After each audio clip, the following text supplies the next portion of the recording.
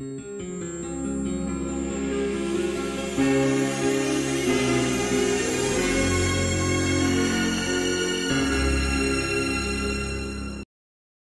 Dufaux est notre invité aujourd'hui dans le cadre de nos rencontres.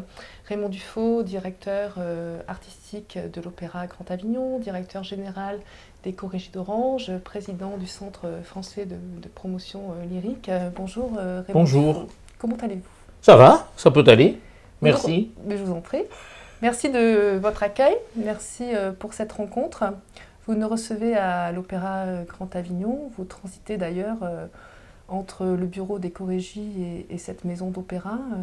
Quelle est l'énergie qui ressort de vous, qui émane en vous, j'ai envie de vous demander? Quelle est l'énergie? C'est difficile à dire, ça. Je crois que c'est la passion qui me conduit à exercer de mes activités depuis pas mal d'années maintenant. C'est seulement la passion. Et voilà, tant à Avignon qu'à Orange. Alors c'est vrai que les responsabilités sont différentes, l'organisation d'une saison permanente est différente de celle d'un festival, même si on travaille dans le même secteur et essentiellement dans le domaine de l'opéra. Mais je crois que c'est un métier qu'on ne peut faire que si on a la passion de le faire. Alors plus de 35 ans de chorégie. Reprenez-moi si je me trompe. 34 ans, vous n'êtes pas loin. 40 ans d'opéra? Oui, un peu plus, 41 ans, voilà, mais donc l'un dans l'autre, c'est bon. Et presque autant, on va dire, pour le centre Ah non, moins là. Non, ça doit faire à peu près une vingtaine d'années que je suis président du Centre français de promotion lyrique. Quel sens cela a-t-il pour vous, justement, toutes ces années, toute cette fidélité au sein de ces maisons?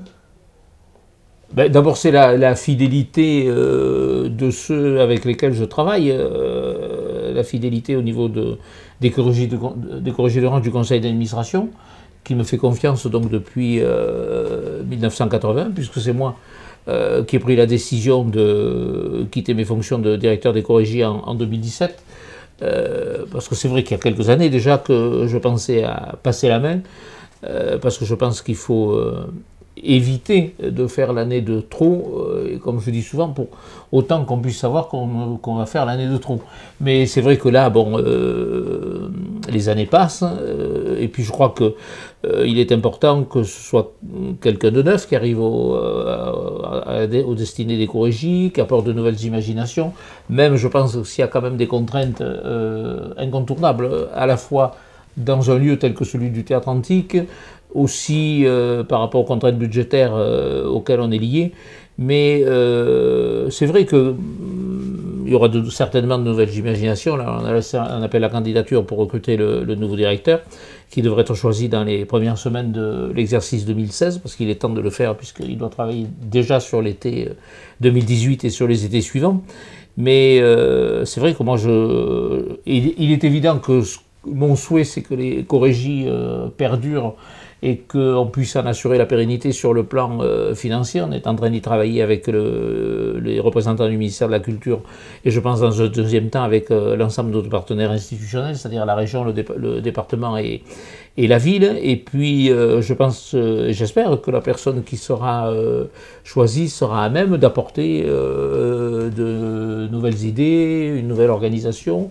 Tout doit être évolutif dans notre métier. C'est vrai que même sur les quelques 34-35 ans pendant lesquels je me suis occupé des Chorégies, les choses ont considérablement évolué entre 1982 et 2015 aujourd'hui, ne serait-ce que par l'évolution de l'esthétique des spectacles, par l'évolution, je dirais dans un sens plus défavorable, des questions administratives, juridiques, financières, puisque quand je suis arrivé sur le plan budgétaire, on était à 52-53% d'autofinancement, ce qui était un cas de figure tout à fait normal, et que de par la stagnation des subventions, aujourd'hui, en 2015, on arrive à un taux d'autofinancement de 87%, qui est complètement surréaliste dans le domaine de l'opéra, et qui rend d'évidence la structure des Chorégies ingérable pour un avenir raisonnable, je dirais.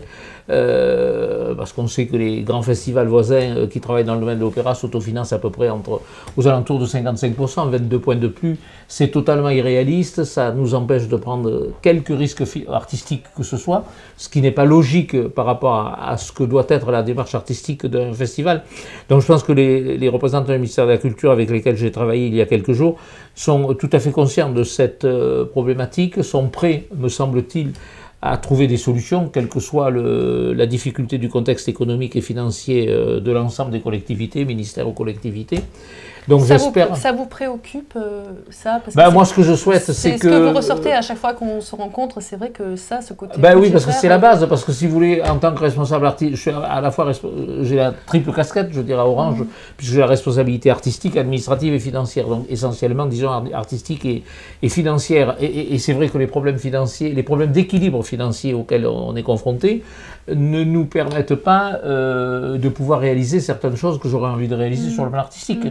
Est-ce que c'est une crainte aussi en vous, qui est en vous, Raymond Dufaux, pour la personne qui va vous succéder? Est-ce que justement ne pas faire l'année de trop, c'est laisser la place aussi à la personne qui va vous remplacer dans une situation peut-être un peu plus complexe? Je vais vous dire, c'est pas pour me défiler que je quitte l'éco-régie. Je pense qu'à l'âge où je suis arrivé, c'est quand même normal que j'arrête mes activités, puisque je les arrête à Avignon.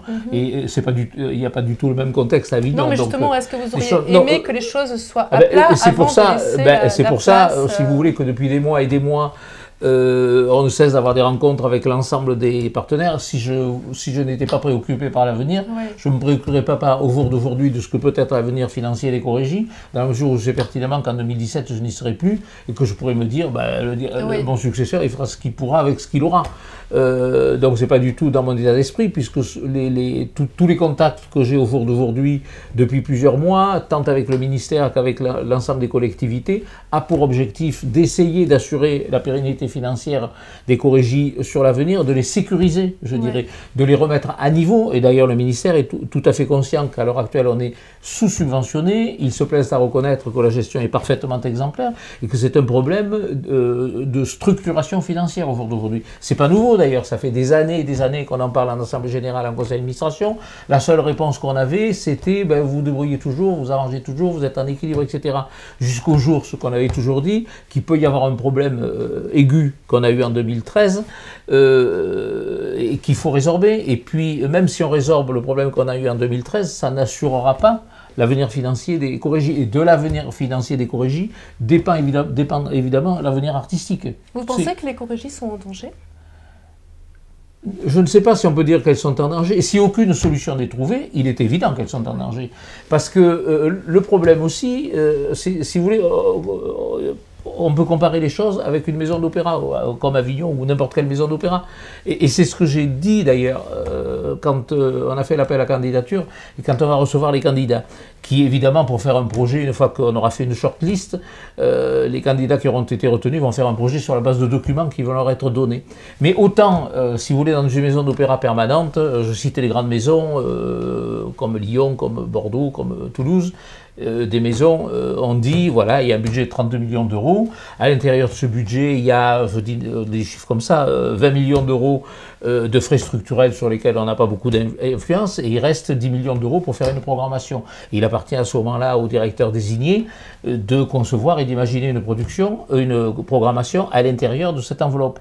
Au Corrégie d'Orange, le problème est complètement différent, parce que c'est ce que je dis à titre d'exemple. Si en 2015, je n'avais pas pris la décision de faire une troisième représentation de Carmen et une programmation peut-être plus ambitieuse que les années précédentes, c'est-à-dire si j'avais été amené à travailler dans la même enveloppe que celle qu'on avait en 2014, nous serions sortis en 2015 avec un déficit. Alors qu'en prenant, évidemment c'est un risque, mais je pense que c'était un risque calculé, surtout avec Carmen, d'augmenter considérablement le budget dépenses, on a augmenté d'autant plus considérablement le budget recettes, et on en est sorti en excédent. Donc le cas de figure est totalement différent. Et c'est pour ça que je dis... à quoi ça servira de donner à un directeur, à quelques noms qu'on va retenir, un budget? Ça ne servira à rien. Le problème, c'est qu'il faut que les choses sont tellement imbriquées entre l'artistique et le financier si on travaille, si on est bloqué par un budget, au départ, à mon avis, on ne peut pas monter une programmation artistique. Alors comment... Et après, on dit parfois, ben, à ce moment-là, si on ne peut plus faire ce qu'on fait, on fera autre chose. Le problème, c'est que le président Mariani l'avait dit en conseil d'administration, certains représentants de la région que j'avais pu rencontrer aussi m'ont dit qu'il faudrait peut-être trouver un autre modèle économique. Mais on a discuté avec les représentants du ministère de la Culture, il n'y a pas d'autre modèle économique au Corrégie. Enfin, l'autre modèle économique, ça serait de ne plus faire d'opéra en production, en création, comme on le fait, et comme c'est la réalité d'un festival. Les gens viennent dans un festival, non pas pour voir un opéra qui tourne dans je ne sais pas combien de lieux, c'est pour voir une production originale, créée spécialement. En plus, on a un lieu extrêmement spécifique, qui ne peut pas recevoir n'importe quelle production. Alors c'est vrai qu'on pourrait toujours recevoir des productions lyriques qui tournent clé en main, qui viennent des pays d'Europe orientale, qui ont la qualité qu'elles ont, souvent assez dérisoire malheureusement, mais si on en était à faire ce genre de spectacle, il est évident qu'on défidéliserait du jour au lendemain le public que nous avons actuellement et qui nous fait quand même d'une certaine manière confiance à ce qu'on peut proposer. Ça serait une défidélisation du public, une baisse considérable des recettes, je pense une défidélisation évidente des chaînes de télévision publiques qui sont quand même très présentes à nos côtés, parce que, comme je dis, si France Télévisions, tant avec France 2 qu'avec France 3, sont là chaque année 3-4 fois par été pour faire des diffusions en prime time et en direct, c'est parce qu'ils sont sûrs au départ, ils sont confiants au départ, je dirais pas sûrs, parce qu'on n'est jamais sûr, mais confiants dans la qualité des spectacles qui seraient proposés. Parce qu'ils ne vont pas... Votre mission est plus difficile aujourd'hui de ce qu'elle était il y a quelques années. Ça n'a rien à voir. Rien à voir. Ben, c'est ce que je vous disais au départ. Quand je suis arrivé, on était à 52-53% d'autofinancement. Travailler dans ce cadre-là et travailler aujourd'hui dans un cadre de 87% d'autofinancement, c'est évident que les choses sont complètement différentes. Complètement. Et on pouvait prendre d'autres risques artistiques à cette époque qu'on ne peut plus prendre aujourd'hui. C'est clair ça. Donc c'est pour ça où l'ensemble des collectivités, bon, on a fait quand même des efforts importants au niveau de la recherche du sponsoring et du mécénat. Le contexte économique n'est pas évident non plus pour trouver de nouveaux partenaires. C'est vrai qu'on fait toujours l'effort d'avoir des contacts et de voir les partenaires nouveaux qu'on pourrait trouver. On les a presque doublés en 2 ans, ce qui est déjà une performance de par l'actualité économique. Mais je pense que les partenaires sont très conscients qu'il y a un problème. À quoi ils répondent? Oui, mais les collectivités territoriales, on le sait, moi j'en ai parfaitement conscience, sont complètement exsangues de par les transferts de compétences que fait l'État sur les collectivités territoriales qui ne sont pas financées à hauteur de leur transfert. Et je pense que toutes les collectivités territoriales que j'ai rencontrées, que je citais, régions, départements, villes, ont toutes le même discours, c'est-à-dire qu'ils sont prêts a priori à faire un effort conscients qu'ils sont du problème, à la condition que ça soit une initiative de l'État. Et je pense qu'au jour d'aujourd'hui, alors je suis peut-être bêtement utopique, mais l'État quand même et le ministère de la Culture a conscience qu'un effort doit être fait. Alors est-ce qu'on va aboutir? Ça je n'en sais rien, parce que je pense qu'on va le savoir d'ailleurs dans les semaines qui viennent. Alors au-delà de vos missions que vous venez de présenter, c'est-à-dire la sauvegarde de la pérennisation. Bah oui, parce qu'on ne peut pas avoir travaillé quand même pendant 35 ans dans une manifestation pour se dire après moi le déluge. Oui. Ça serait quand même un peu dommage et un peu primaire comme réaction. Quel est votre... et au-delà donc cette sauvegarde et au-delà de ces... C'est plus qu'une sauvegarde même. La sauvegarde, c'est un côté, je dirais pas... négatif, mais un peu partiel quand même. C'est plus qu'une sauvegarde. Oui. C'est au contraire les conforter, qu'elles aillent de l'avant, qu'elles peuvent faire encore plus que ce qu'elles font maintenant et tout. Donc, je reprends. Au-delà de cet investissement personnel, justement, pour réconforter ces chorégies, et au-delà de cette direction et cette programmation artistique que vous créez chaque année, quel est votre rôle, j'ai envie de dire, dans le cadre d'humain, votre rôle profond, au-delà de ces missions de direction que vous pouvez avoir chaque jour et qui vous permet d'être le moteur et l'essence. Ça, c'est ce qu'on a en soi, je pense. Je ne sais pas du tout si c'est d'essayer de fédérer les équipes, de fédérer les compétences, je pense qu'au fil des années, de créer un réseau, je ne dirais pas d'amitié, parce que le mot serait peut-être un peu trop grand par rapport au rapport qu'on peut avoir, mais au moins de fidélisation avec des artistes, avec des équipes artistiques, avec des chefs d'orchestre, avec des orchestres. Je pense que c'est ça le rôle moteur qu'on peut avoir au-delà d'une programmation ou de problèmes de gestion. C'est vrai par exemple que ça faisait plusieurs années que je travaillais avec Myung-Won Chung qui jusqu'à cet été a été le directeur musical de l'Orchestre Philharmonique de Radio France. C'est vrai qu'on a réussi, alors que c'est pas quelqu'un de très communicatif on dira, on a réussi à nouer des relations, je dis pas que ce sont des relations d'amitié, mais des relations de fidélité, de confiance, surtout de confiance mutuelle. Et c'est vrai que par exemple l'été dernier, j'avais vraiment souhaité que dans la mesure où c'était ces derniers moments en tant que directeur musical de l'Orchestre Philharmonique, même s'il sera amené à venir le diriger en tant que chef invité, j'avais souhaité vraiment qu'il réserve son dernier concert dans le cadre des Chorégies d'Orange. Et ça a été le cas avec la présence de Martha Gerich et de Nicolas Angelich. Et pour moi, ça a été un moment très exceptionnel dans la vie et dans l'histoire des Chorégies. Voilà, je pense que c'est à ce niveau-là que se situe un peu au-delà d'une simple programmation ce qu'on peut apporter. Et la responsabilité que je peux avoir aussi. C'est lourd à porter? Oui, c'est pour ça que je m'en vais. Non, oui, je ne vous dirais pas que c'est léger, ouais. Parce qu'il y a certaines personnes qui me disent, oh, de toute façon, depuis que vous êtes là, vous ne devez plus avoir de stress, vous ne devez plus avoir... c'est complètement faux. Ouais. J'ai le même stress, peut-être plus, parce que je vieillis aussi, et que je suis peut-être plus inquiet qu'avant, parce que plus réaliste et plus lucide sur les choses que ce qu'on peut être quand on est plus jeune. Mais c'est vrai qu'on a... des stress à tous les points de vue. Le stress climatique, quand on sait pertinemment qu'on vous annonce de violents orages un soir et qu'on risque de ne pas pouvoir jouer, de savoir à quel moment on doit prendre la bonne décision de reporter le spectacle au lendemain, de ne pas faire entrer les gens dans la salle, remplir une salle de 8000 personnes, c'est pas comme remplir une salle de 1000 personnes, c'est à quel moment on doit les faire rentrer, il faut un certain temps pour les faire rentrer, si on les fait rentrer, etc. Donc ça c'est déjà un stress de savoir si le spectacle qu'on a conçu, qu'on a programmé, va se construire de manière satisfaisante, de façon positive. C'est un peu savoir si la mayonnaise, comme on dit dans notre métier, va...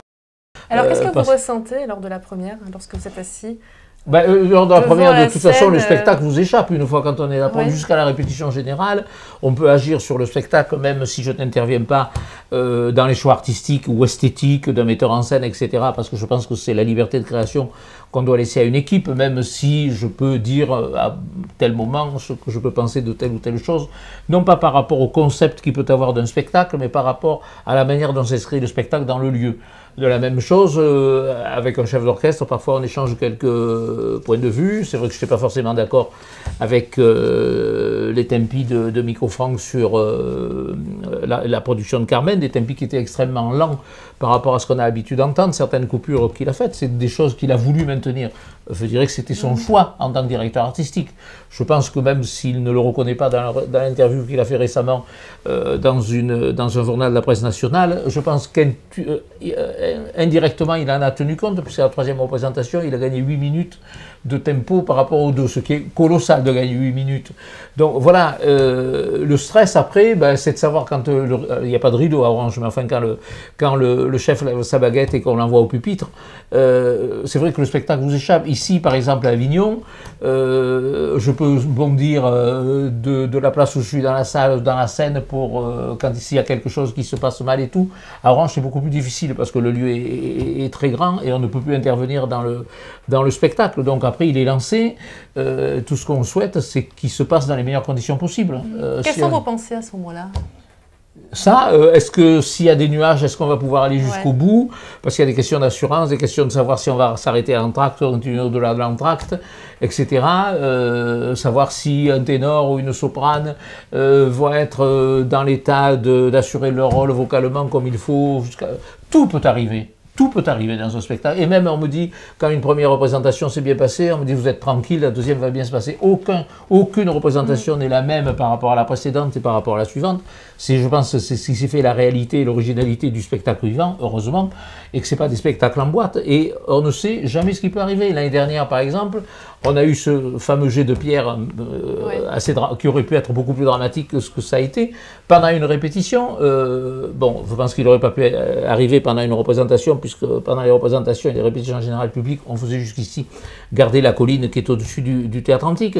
Mais si ce genre de choses peut arriver pendant un spectacle, qu'est-ce qu'on fait? Il faut réagir immédiatement et tout. Donc il peut toujours se passer quelque chose.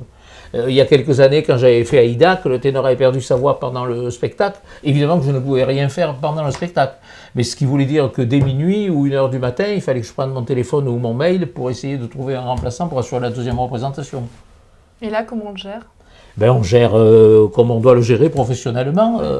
On a un carnet d'adresses, on a des réseaux. De toute façon, il faut que le spectacle ait lieu. Ouais. Donc il faut faire en sorte que le spectacle puisse avoir lieu et qu'on trouve un remplaçant au pied levé.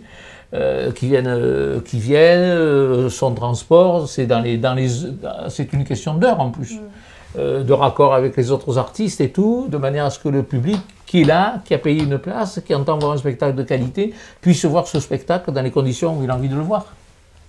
Qu'est-ce qui vous a marqué le plus tout au long de votre carrière, Raymond Dufaux? Ça, c'est une question difficile, hein. Je pense, j'ai toujours dit que le rôle d'un directeur, c'était d'être un passeur entre un spectacle et un spectateur. C'est notre rôle de base, ça. Donc je pense que la satisfaction qu'on peut retirer, c'est de savoir si on a pu donner un moment de bonheur à un public, à un moment donné, à un instant T, un spectateur qui fait parfois des sacrifices pour venir voir un spectacle, à la fois sur le plan financier, sur le plan géographique, à tous les points de vue, qui attend beaucoup de ce spectacle, et je pense que l'ambition qu'on peut avoir, c'est de ne pas le décevoir, surtout de ne pas le décevoir, et de lui apporter cet instant de bonheur. Alors je ne sais pas si on a pu apporter, je pense quand on entend la plupart du temps, pas forcément toujours, mais les applaudissements relativement en principe enthousiastes qui saluent les spectacles, j'espère qu'on a quand même au fil des années apporté quelques moments de bonheur aux spectateurs, et c'est vrai qu'il peut y avoir des moments de désillusion dont on n'est malheureusement pas responsable, mais dont on est comptable quand même vis-à-vis du public. Alors passion, bonheur, ce sont des mots qui vous portent tout au long oui. Ça fait partie du métier, ça. Ouais. Parce que le métier, c'est pas d'être derrière un bureau, de transmission, partage, exactement, découverte de nouveaux talents. Ah ben ça oui, ça c'est oui. Plus qu'une passion pour vous. Ah oui, aussi, ça fait partie de la même passion, oui. Ouais. Ben même à Orange, parce qu'à Orange, c'est vrai qu'on a les plus grandes voix, comme Jonas Kaufmann cette année, comme encore Roberto Alagna dans le Trouvert ou d'autres, mais j'essaie toujours, même à Orange, où c'est évidemment plus difficile, parce que je ne vais pas envoyer les jeunes chanteurs au casse-pipe, parce que lui est quand même exposé, difficile, contraignant, il faut avoir une grande maturité psychologique, musicale, vocale. Donc ça serait peut-être inutile de prendre ces risques-là. Mais par contre, ce qui est important, c'est de permettre à ces jeunes chanteurs de participer à des rôles moins importants, aux côtés de leurs aînés plus prestigieux, et de se faire la main, je veux dire, dans ces conditions-là. D'ailleurs, je pense à Ludivine Gombert dans le rôle d'Inès dans le Trouvert, je pense à Julien Dran, qui par ailleurs joue des rôles de plus en plus importants sur les scènes d'opéra. Et je pense que c'est important de leur donner leur chance dans ce contexte. Parlez-nous des temps forts de la prochaine saison d'Éco-Régie. On retrouvera la Butterfly de Puccini qu'on avait faite il y a quelques années, avec l'Orchestre Philharmonique de Radio France et la direction musicale de Microfranc, dont je parlais tout à l'heure dans Carmen, parce que si j'étais un peu réservé sur Carmen, il faut garder le souvenir de Tosca et du Vaisseau fantôme qu'il avait magnifiquement dirigé, parce que c'est un très très jeune et très grand chef. Déjà, je suis très heureux de l'avoir pour Butterfly, je pense qu'il dirigera dans les meilleures conditions.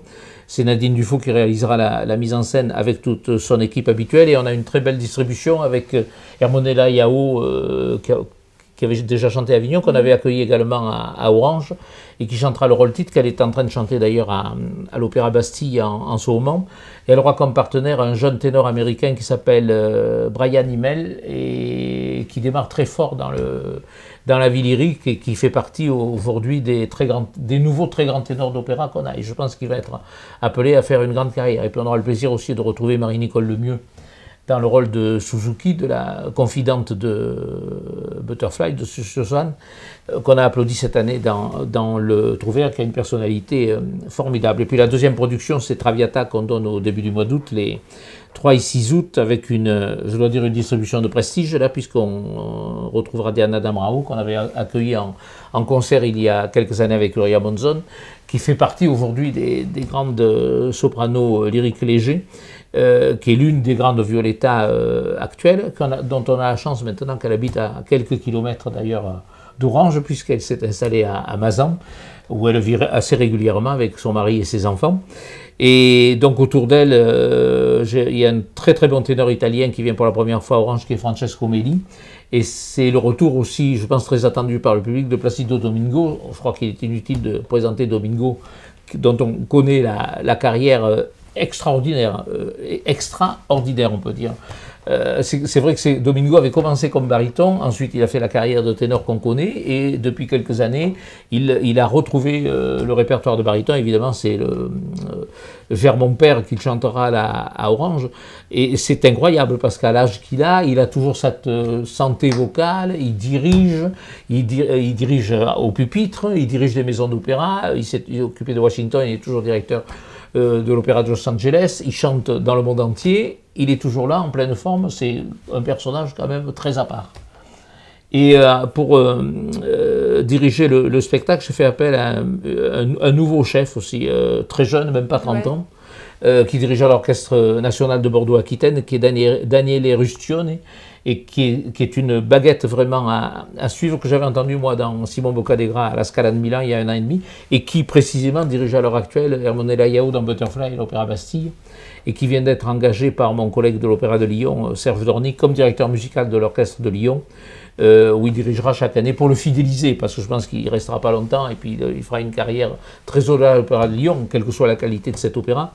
Et là, il va y diriger chaque année et un Verdi et une création. Pour lui, c'est bien aussi, parce que ça lui crée un répertoire aussi, parce qu'il est quand même encore tout jeune. Et c'est Louis Désiré qui avait fait la mise en scène de Carmen, que j'ai réinvité pour la mise en scène et la scénographie, les costumes de Traviata. Et puis on aura un grand requiem de Verdi, je pense, entre les deux, dirigé par Tougan Sokiev avec l'Orchestre du Capitole de Toulouse et un très beau quatuor vocal. Si vous deviez résumer votre vie en un seul mot, ce serait quoi, Raymond Dufaux, pour terminer cette rencontre? Passion, d'abord. Alors c'est un mot. Après, si j'en ajoute un autre, je veux dire, si vous voulez, je suis né à Avignon, donc très attaché à ma ville. Et souvent, certaines personnes me disent, c'est dommage que vous n'ayez pas fait une autre carrière, vous n'auriez pas allé dans un opéra plus important. On cite parfois l'Opéra de Paris, mais j'ai toujours eu les pieds sur terre et j'étais toujours lucide de ce que vous pouvez faire ou ne pas faire. Et à ça, je dis, quelle satisfaction, quelle autre satisfaction je pouvais avoir que d'avoir eu la responsabilité de la maison d'opéra dans la ville où je suis né, que j'avais suivi, dont je suivais les activités avant d'en être nommé le directeur, d'avoir fait vivre cette maison dans la ville qui m'a vu naître, et en plus d'avoir eu la chance, l'opportunité, c'est incroyable ça, de pouvoir m'occuper d'un festival international comme les Chorégies d'Orange, situé à quelques kilomètres d'Avignon. Quelle plus belle satisfaction pouvais-je avoir que ça? Je n'ai là absolument aucun regret de ne pas avoir fait autre chose et tout. C'est une chance déjà extraordinaire. Après, c'était à moi de savoir la saisir. J'espère que j'ai à peu près su la saisir. Merci Raymond Dufaux. Merci à vous. Merci.